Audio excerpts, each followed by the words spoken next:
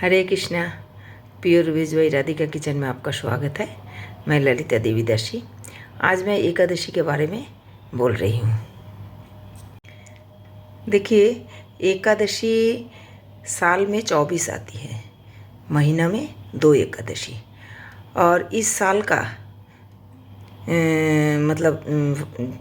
वैशाख मास की पहली एकादशी 24 अप्रैल को है।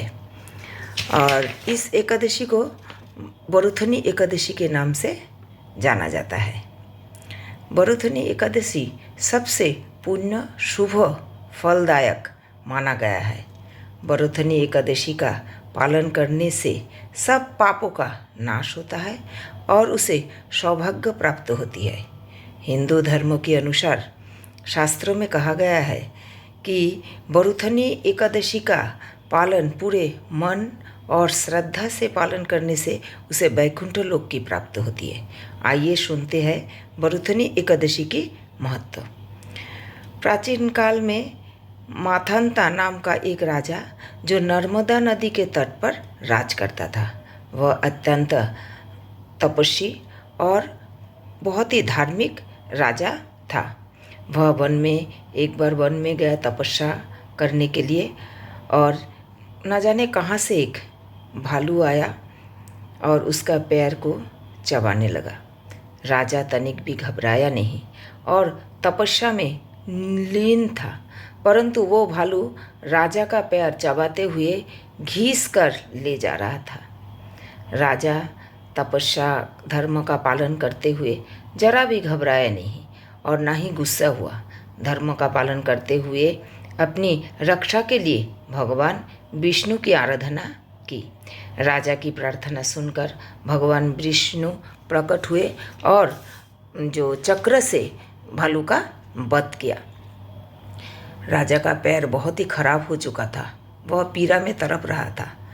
तब भगवान विष्णु ने बोले कि हे वत्स, तुम घबराना नहीं, तुम्हारा पैर पहले की तरह ठीक हो जाएगा। तुम मथुरा में जाओ और बरुथनी एकादशी का व्रत करो और मेरे वराह अवतार की मूर्ति बनाकर पूजा करो। भालू द्वारा चबाया गया तुम्हारा पैर तुम्हारे अगले जन्म की कोई भी दुष्कार्य का फल है।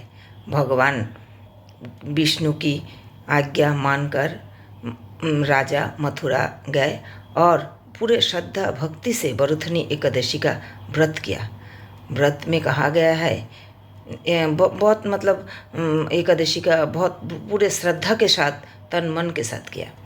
और कहा गया कि एकादशी व्रत सबसे महत्वपूर्ण है।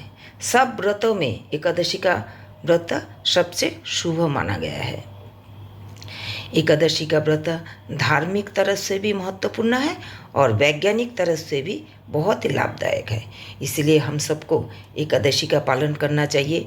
एकादशी वाले दिन हमें अनाज का सेवन नहीं करना चाहिए। हम सब एकादशी का पालन बहुत बड़े श्रद्धा के साथ करते हैं।